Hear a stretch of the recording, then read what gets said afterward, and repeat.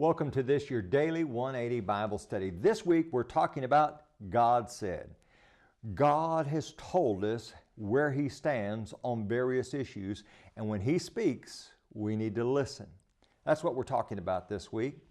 And you know, it's interesting to me as we look back at Bible history, we find that even people who were rebellious and they lived lives contrary to the will of God, they were interested in what God had to say. As a matter of fact, I think about Zedekiah over in Jeremiah chapter 37 and verse number 17. Zedekiah comes to Jeremiah and asks this question, "Is there any word from the Lord?" Well, there was, and Zedekiah didn't like the word that came from the Lord, but it was, in fact, the Lord's word. We need to understand the significance of that.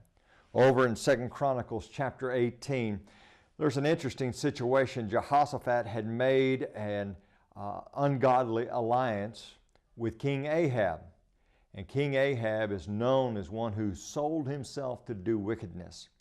And Ahab decides that he's going to go to war, and he asked Jehoshaphat to join him. And all the false prophets came and prophesied that Ahab would have great victory.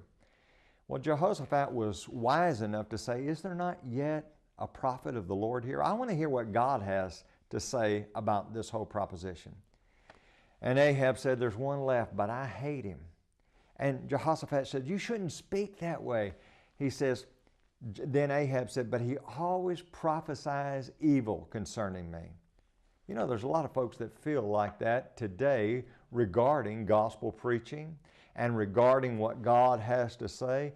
They like it when it suits them, but they don't like it when God speaks against them.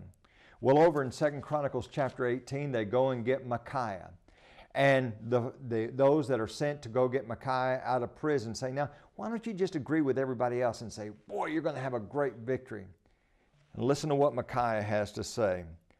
"As the Lord lives, whatever my God says, that I will speak." Wow, that needs to be our motto. Whatever God says, that I will speak. That's going to be where we take our stand.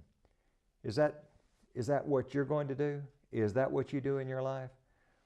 We appreciate you being with us today and ask you to please join us again tomorrow for your Daily 180.